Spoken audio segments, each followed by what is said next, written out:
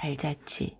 막시밀리앵은 마침내 도망자들의 확실한 자취를 찾아냈다고 생각했다. 젊은 남녀가 지나간 흔적이 뚜렷하게 남아있었다. 그것이 젊은 사람들의 발자국이라는 것은 발뒤꿈치 쪽보다 발가락 쪽의 자국이 더 깊이 패여있다는 사실에서 알 수 있었다. 젊은이들은 몸무게를 발의 앞쪽에 실으며 걷기 때문에 그런 발자국이 생기게 마련이다. 또 두 젊은이의 성은 발자국 주위에 떨어진 머리카락을 통해서 밝혀냈다. 사람들은 스스로 미처 깨닫지 못하는 사이에 곳곳에 두 발과 채물을 떨궈 넣는다. 검고 긴 머리카락은 줄리의 것과 비슷했다. 게다가 다윗의 지팡이 자국까지 남아있어서 그는 더욱 확신을 갖게 되었다. 그 자취를 계속 따라가니 나무 딸기 덤불로 둘러싸인 분지가 나타났다. 분지 한가운데는 언덕이 솟아있었다. 막시밀링은 그 장소를 알아보았다. 그곳은 바로 그가 말벌들과 싸웠던 곳이었다. 그런데 그 피라미드는 어디로 갔을까? 그는 손가락처럼 생긴 사한 바위를 바라보았다. 그 바위는 그의 질문의 대답이라고도 하듯 언덕을 가리키고 있었다. 세계는 우리에게 어려움이 생길 때마다 우리를 도와주는 기호로 가득 차 있다. 하지만 막시밀링의 뇌는 아직 그런 기호들에 관심을 기울일 준비가 되어 있지 않았다. 그는 피라미드가 어떻게 사라졌는지 이해하려고 애쓰면서 수첩을 꺼내어 예전에 해둔 스케치를 검토하였다. 다른 경찰관들이 뒤쫓아 달려와서 물었다. 이제 어떻게 하죠? 현재에 대한 의식. 해보자. 다윗은 두 쌍의 인조 더듬이를 펼쳤다. 자그마한 뿔처럼 생긴 살색 플라스틱 대롱 두 개가 콧구멍 가격만큼 벌어진 채 접합되어 있고 두 대롱에는 길이가 15cm쯤 되는 가느다란 줄기가 달려 있었다. 엄밀한 의미에서의 더듬이 구실을 하는 부분은 미세한 구멍이 뚫린 11개의 마디로 이루어져 있었고 다른 더듬이와 다른 더듬이에 끼워 맞출 수 있도록 가느다란 흠이 나 있었다. 다윗은 서재에서 가져온 백과사전을 펼쳐서 완전 소통과 관련된 대목을 읽었다. 더듬이를 콧구멍에 끼워야 한다. 그러면 우리 후각의 송수신 능력이 현저하게 증대될 것이다. 비강을 이루고 있는 끈끈막에는 실핏줄이 많이 퍼져 있기 때문에 우리의 모든 감정이 실핏줄을 거쳐 신속히 혈액 속으로 들어간다. 코와 코로 직접 정보를 소통하는 것은 가능한 일이다. 비강 뒤에는 신경, 집적기라 할 만한 것이 있어서 화학 정보를 직접 뇌로 전달해 주기 때문이다. 줄리는 아직 믿어지지 않는다는 듯이 인조 더듬이를 요리조리 살펴보았다. 후각만으로 그것이 가능할까? 물론이지. 후각은 우리의 원초적이고 동물적인 감각이야. 신생아에게 특히 후각이 잘 발달돼 있지. 그래서 아기는 젖냄새로 어머니를 다른 사람과 구별할 수 있는 거야. 다윗은 더듬이 하나를 잡았다. 백과사전의 설계도에 따르면 이 더듬이에는 어떤 전자장치가 들어있어. 그것이 아마도 우리의 냄새 분자를 빨아들이고 내보내는 펌프 구실을 하는 걸 거야. 다윗은 켬이라도 표시된 작은 버튼을 누르고 한 쌍의 더듬이를 콧구멍에 집어넣은 다음 줄리에게도 똑같이 하라고 권했다. 처음엔 콧구멍이 조금 아팠다. 플라스틱 대롱이 안 벽을 압박하기 때문이었다. 그것에 익숙해지자 그들은 눈을 감고 숨을 들이마셨다. 두 사람의 땀 냄새가 즉시 빨려 들어왔다. 놀랍게도 그 땀내에는 정보가 담겨 있었고 그 정보를 해독할 수 있겠다는 생각이 들었다. 줄리는 그 냄새를 통해 자기들에게 두려움과 욕망과 스트레스가 있음을 알았다. 경이롭기도 하고 한편으로는 불안하기도 했다. 다윗은 숨을 더 크게 들이마셔서 냄새를 뇌까지 올려 보내라고 그녀에게 신호를 보냈다. 두 사람 다 그런 식으로 호흡을 다스릴 수 있게 되자 다윗은 그녀에게 더 가까이 오라고 준비했다. 준비됐니? 이상해. 내가 내 속으로 들어오려고 하는 것 같아. 줄리가 중얼거리자 다윗이 그녀를 안심시켰다. 우리는 사람들이 오래전부터 꿈꿔오던 것을 경험하게 될 거야. 완전하고 진실한 소통을 하게 되는 거라고. 줄리는 갑자기 뒤로 물러섰다. 그럼 너는 나의 가장 내밀한 생각을 알게 되는 거니? 그게 어때서 그래? 너 뭐 감출 거 있니? 누구에게나 비밀은 있어. 결국 내는 나의 마지막 성체야. 다윗은 다정한 손길로 그녀의 목덜미를 잡고 눈을 감게 한 다음 자기 더듬이를 그녀에게 접근시켰다. 두 쌍의 더듬이가 잠시 서로를 찾아 허공을 헤매더니 이내 맞다 서로 간질이다가 가느다란 홈에 꼭 끼어 하나로 결합되었다. 줄리는 자기도 모르게 피식 웃었다. 콧구멍에 플라스틱 보철 기구를 끼우고 있는 자기 모습이 조금 우스꽝스럽다는 느낌이 들었다. 그녀의 모습은 왕새우처럼 보일 게 틀림없다. 다윗은 그녀의 머리를 다시 힘껏 붙잡았다. 그 바람에 두 사람의 이마가 완전히 맞붙었다. 그들은 다시 눈을 감았다. 다윗이 나직히 말했다. 우리 오감에 귀를 기울여봐. 그러나 그것은 쉬운 일이 아니었다. 줄리는 다윗이 자기 내면에서 무엇을 발견하게 될지 불안했다. 둘 중에 하나를 선택하라면 줄리는 내 내부를 남에게 보여주기보다는 차라리 알몸을 드러내는 쪽을 택했을 거였다. 숨을 더 깊이 들어마셔. 다윗이 속삭였다. 줄리는 그의 말에 따랐다.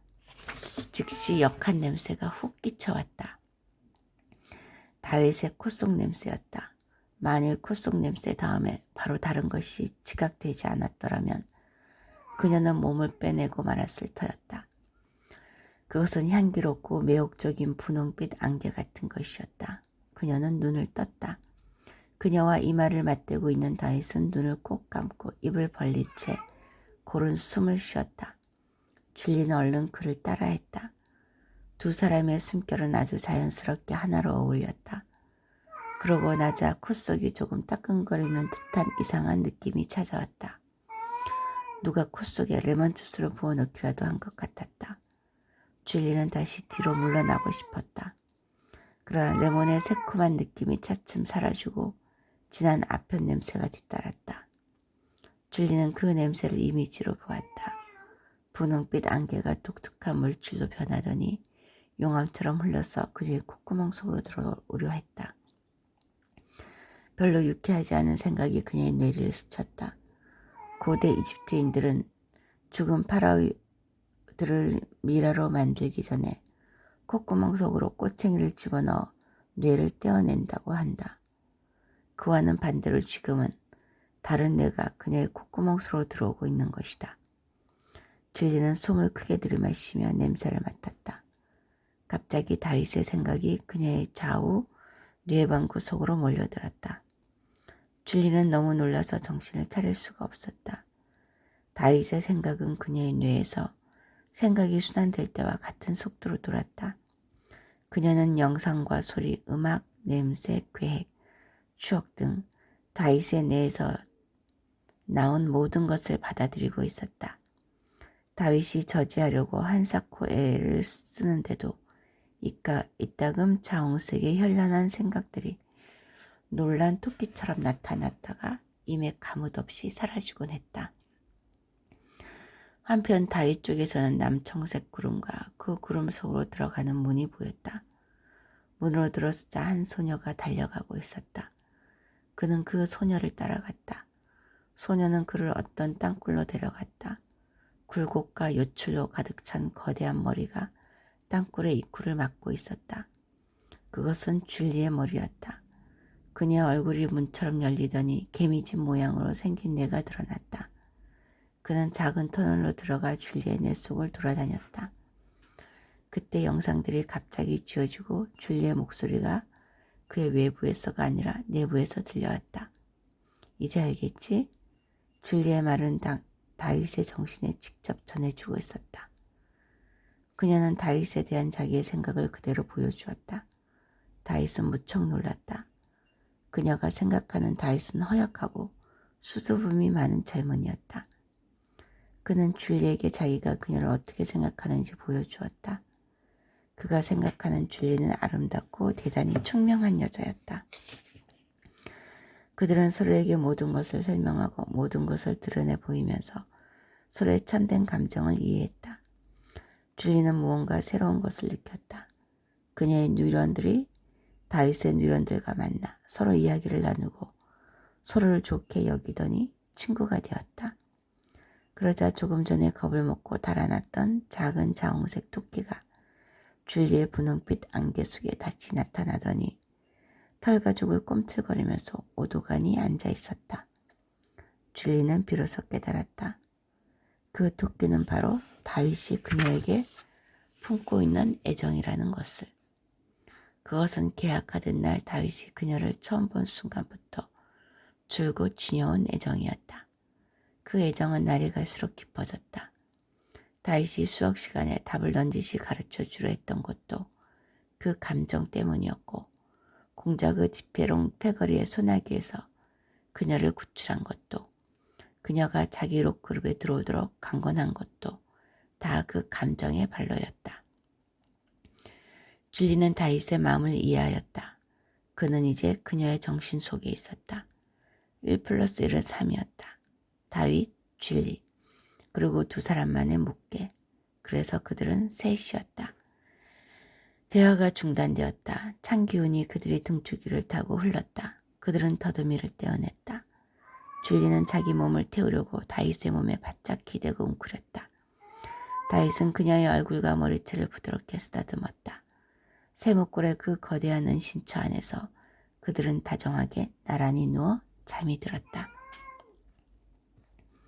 백과사전, 솔로몬 성전.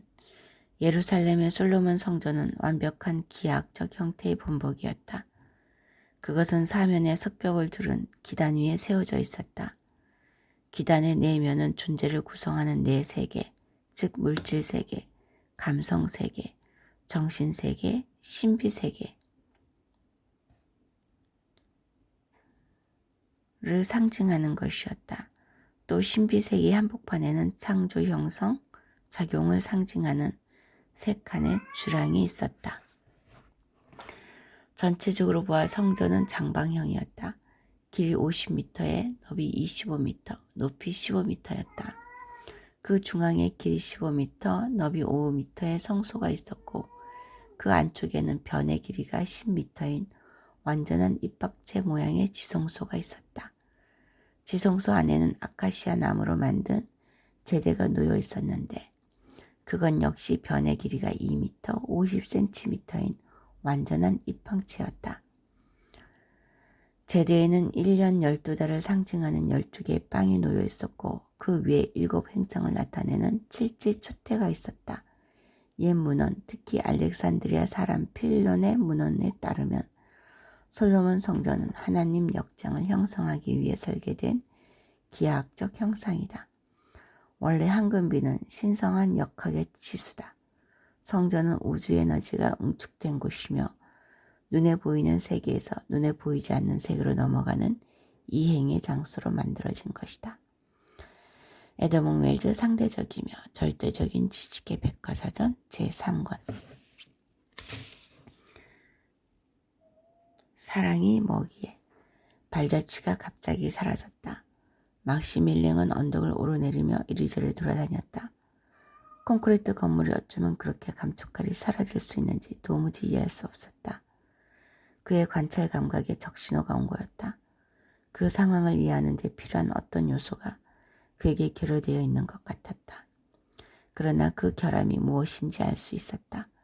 그는 발 뒤꿈치로 바닥을 두드렸다. 막시밀링의 구두 바닥에는 밑창이 붙어있고 밑창 아래에는 풀 밑에는 흙이 있었다. 흙 속에는 뿌리와 지렁이와 자갈과 모래가 있었고 모래 밑에는 콘크리트 벽이 있었다. 그 콘크리트 벽 아래에는 줄리가 들어있는 방의 천장이, 그 천장 아래에는 공기가 있었다. 그 공기 속에는 무명 시트가 있었고 시트 밑에는 잠들어 있는 얼굴이 있었다. 그 얼굴의 살가죽 밑에는 힘살과 혈관과 피가 있었다. 똑똑. 줄리는 버뜩 잠에서 깨어났다. 아서가 문을 빠꼼히 열고 머리를 뒤밀었다. 줄리를 깨우러 온 노인은 그녀의 침대에 다윗이 있는 것을 보고도 언짢아 여기지 않았다. 그는 침대 머리맡 탁자에 놓인 인조 더듬이를 보고 두 젊은이가 그것을 사용했다는 것을 알아차렸다. 눈을 비비고 있는 두 젊은이에게 노인은 그 더듬이가 잘 작동하느냐고 물었다. 네. 그들은 이구동성으로 대답했다. 그러자 노인은 푸하 웃음을 터뜨렸다. 그들은 어리둥절한 표정으로 노인을 바라보았다. 노인은 기침 발작을 억제하면서 그들에게 그 더듬이들은 모형에 지나지 않는 것이라고 설명했다. 피라미드의 은둔자들은 아직 그 사업을 본격적으로 추진하지 못했다는 거였다. 사람들이 개미들처럼 완전 소통을 할 수 있으려면 앞으로 몇 세기는 더 기다려야 할 게다. 그렇지 않아요. 할아버지가 만드신 장치는 완벽하게 작동했어요. 아, 그래? 정말이니? 노인은 재밌어하는 표정을 지으며 더듬이를 분해하더니 그 안에 텅 빈 자리를 가리켰다. 이게 건전지도 없이 움직일 수 있다니 참으로 놀랐구만. 후각 펌프가 어떻게 작동할 수 있었을까? 두 젊은이는 찬물 세례를 당한 기분이었다. 노인은 재미있어서 어쩔 줄 모르고 있었다. 이 기계가 작동한 것은 자네들의 상상이었을 뿐이야. 어쨌거나 대단해. 이것이 진짜 작동하는 것으로 느꼈다니 말이야. 어떤 사물이 존재한다는 것을 아주 굳게 믿으면 상상적인 것도 실제로 존재하는 것처럼 느껴지게 마련이야. 자네들은 이 장치로 사람들도 완전 소통을 할 수 있다고 믿었고 그래서 아주 독특한 경험을 하게 된 거야. 따지고 보면 종교도 그런 식으로 만들어지는 것이지. 노인은 인조 더듬이의 모형을 조심스럽게 상자에 담았다. 설령 이 인조 더듬이가 제대로 작동한다 해도 이것을 사람들에게 보급하는 것이 정말로 바람직한 일일까? 모든 사람들이 남의 정신을 읽을 수 있다면 어떤 일이 벌어질지 상상해봐. 내 생각을 말하자면 그건 재앙이 될 거야. 우리는 아직 그런 경지에 도달할 준비가 되어 있지 않아. 노인은 두 젊은이의 표정을 보고 그들이 몹시 실망하고 있음을 깨달았다. 계단을 내려오면서 노인이 중얼거렸다. 재미있는 녀석들이야. 침대 속에 두 젊은이는 속았다는 기분을 느끼고 있었다. 자기들이 완전 소통을 했다고 철석까지 믿었던 만큼 그런 기분이 더하였다. 사실 그것이 불가능하다는 것은 전부터 알고 있었어. 다윗은 자기 기분을 속이며 짐짓 그렇게 단언했다. 나도 그래. 진리가 맞장구를 치자 그들은 깔깔거리면서 같이 침대 위를 뒹굴었다. 아서 말이 맞을지도 몰랐다. 어떤 사물이 존재한다고 진심으로 믿으면 그것이 정말로 존재하게 될 수도 있었다. 다윗은 자리에서 일어나 문을 닫고 다시 침대로 돌아왔다. 그들은 무릎으로 시트와 이불을 들어올려 하나의 천막을 만들었다. 두 사람의 입이 서로를 찾다가 맞닿았다. 조금 전 더더미를 쉬었던 것에 이어 그들은 혀와 살을 썼고 가쁜 숨결과 땀을 섞었다. 그녀는 어떤 결단을 내려야 하는 상황에 놓여 있었다. 육체적인 사랑을 처음으로 경험하게 될 참이었다. 그것은 가상이 아니라 현실로 입 밖에 오고 있었다. 그녀는 다윗이 자기를 애무하도록 허락했다. 그녀의 모든 신경세포들은 그 애무를 어떻게 받아들여야 하는지 스스로에게 묻고 있었다. 신경세포들의 대부분은 완전한 방임의 뜻을 표명하였다. 결국 언젠가 줄리가 처녀성을 잃게 되리라는 것은 피할 수 없는 일이고 다윗은 자기들이 잘 아는 사람이니까 그냥 내버려 두자는 것이 신경세포들의 판단이었다. 그에 반해서 소수의 신경세포들은 줄리의 순결을 포기하는 것은 그녀가 가진 아주 중요한 것을 잃게 되리는 것이라고 우려하였다. 그러나 다윗의 애무는 아세틸콜린에 물든 무지갯빛 물결을 일으켰다. 행복감을 주문 천연의 마약이라 할 만한 그 흥분 전도 물질은 다윗의 애무를 거부하는 신경세포들을 잠재우는 데 성공했다. 한가운데를 막고 있던 마지막 문이 마침내 열린 듯한 기분이었다. 줄리는 몸의 안과 밖에서 동시에 자기 자신을 느꼈다. 숨결이 더욱 가빠지고 그런 기쁨을 허락해 준 것에 감사하기라도 하듯 힘차게 뛰어노는 피 때문에 그녀의 관자놀이가 팔딱거렸다. 짜릿짜릿한 전류가 무수히 그녀의 뇌를 스치고 지나갔다. 그들은 음기와 양기를 서로 주고받았다. 그녀는 살아있다는 것이 행복했고 세상에 태어나 지금의 자기가 되어 있다는 것이 행복했다. 세상은 넓고 배워야 할 것과 만나야 할 사람이 너무나 많았다. 그녀는 이제껏 자기가 그 행위를 받아들이지 못하고 그토록 주저했던 까닭이 무엇인지 깨달았다. 그녀는 먼저 이상적인 상황이 마련되기를 기다려왔던 거였다. 이제 그녀는 알게 되었다. 사랑이란 하나의 비밀스러운 의식이며 그 의식은 가급적이면 피라미드 모양으로 된 건물의 지하에서 될 수 있으면 다윗이란 이름의 남자와 행하는 것이 좋다는 것을. 그들은 갈수록 고기를 많이 익혀 먹었다. 수개미 24호는 손가락들의 성행위에 관한 자세한 설명을 요청했다. 아마도 그 주제에 관련된 대목을 집필하고 있는 모양이다. 성행위, 손가락들은 동물 가운데 성이 가장 자유롭게 향유하는 종이다. 다른 동물들은 모두 발전기라는 짧은 기간 동안에만 성행위를 하는 데 비해서 손가락들은 아무 때나 성행위를 할 수 있다. 암컷의 배라는 수컷에게 알려주는 외적인 징후가 전혀 없기 때문에 그들은 시도 때도 없이 성행위를 하면서 그것이 수태와 맞아떨어지기를 바란다. 다른 포유동물의 경우에는 생식행위가 이분을 초과하는 경우가 드물지만 손가락 수컷은 성행위를 조절할 수 있기 때문에 그 시간을 자기가 원하는 만큼 길게 연장할 수 있다. 한편 손가락 암컷은 성행위가 절정에 다다르면 큰 소리로 비명을 내지른다. 그 까닭은 알 수 없다.